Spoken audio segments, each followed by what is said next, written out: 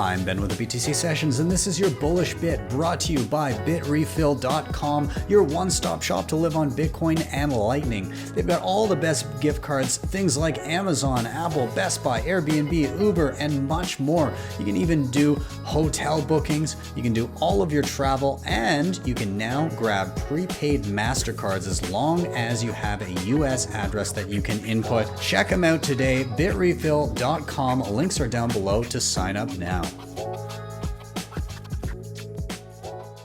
Shout out to BJ Dichter. I spent 5 days hanging out with him in Toronto, learning about what it's like to be a Canadian trucker on the road, talking about everything that you guys went through last year. Learned so much, putting together that video. And I came to a realization partway through making that video, because every video I've made on my channel has been just like always about Bitcoin. It's either I'm going to a country to check out a Bitcoin circular economy, I'm checking out a mining thing, I'm going to El Salvador, whatever. The main focus is Bitcoin. And I'm realizing slowly that the people in this space have their own stories that are almost, if not more interesting than the whole macro picture and the history of Bitcoin itself. It really comes down to the people. And it made me have this realization, talking to some other, filmmakers and creators in this space, that I think that is the future of Bitcoin content moving forward. When we think of Bitcoin content, we think of podcasts and tutorials and clippets of Michael Saylor with like stock footage and really like inspirational music. I think that stuff's going to be around forever.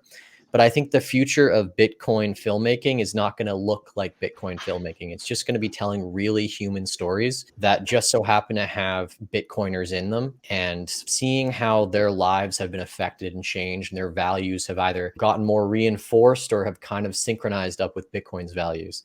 So the video I was making with BJ Dichter was all about, the life of a trucker, what that's like, how it goes underappreciated. We talked about the trucker protest and all that.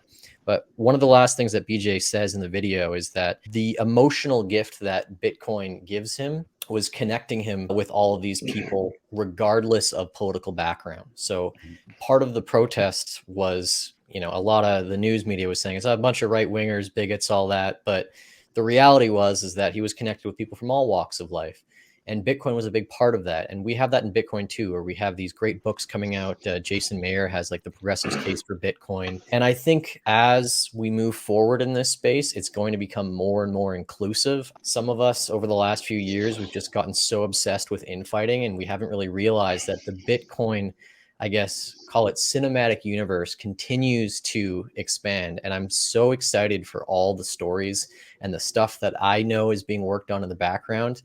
People putting their lives out and risking everything to bring stories from around the world, not just to say buy Bitcoin or there is no second best, but to tell the human stories behind Bitcoin. And that makes me so bullish. People are going out of their way to create these Bitcoin stories that aren't just about pushing their own book, but to really compel people from all walks of life to see the movement, the social and emotional and cultural movement that we're creating.